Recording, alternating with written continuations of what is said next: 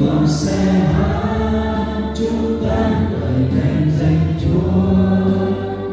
Xin thần linh đến tràn vào lòng con Chúa ơi,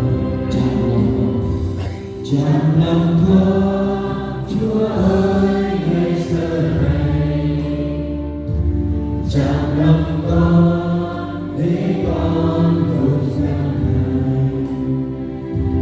tràn lòng con Chúa ơi ngay giờ này, tràn lòng con để con về này.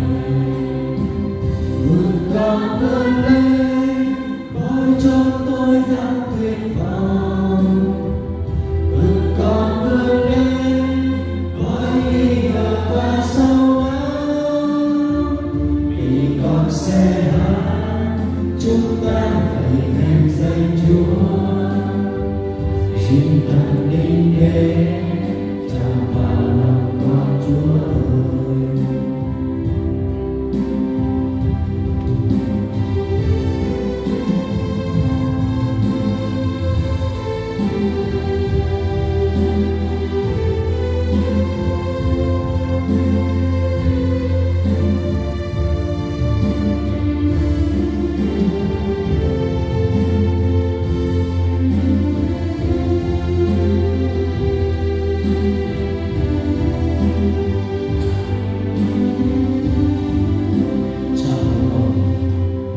Trong lòng con Chúa ơi ngay giờ này,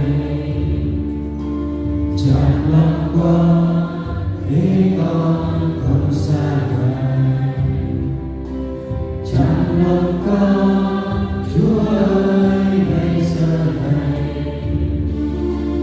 tràn lòng con để con say mê ngài.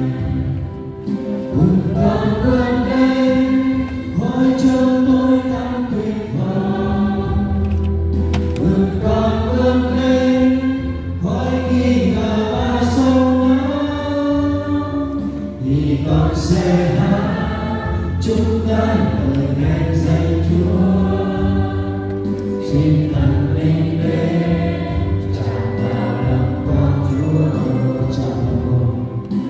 tràn lòng con Chúa ơi ngay giờ này,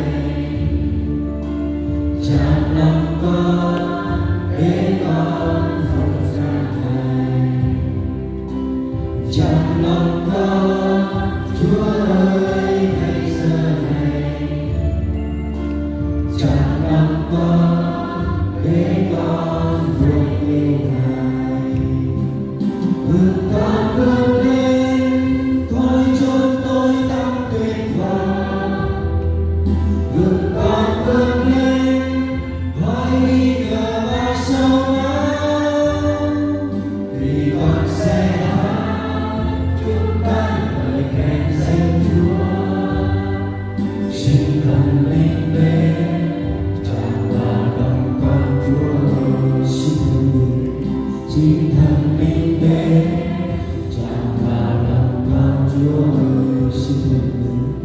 Xin thần linh đến tràn vào lòng con Chúa ơi.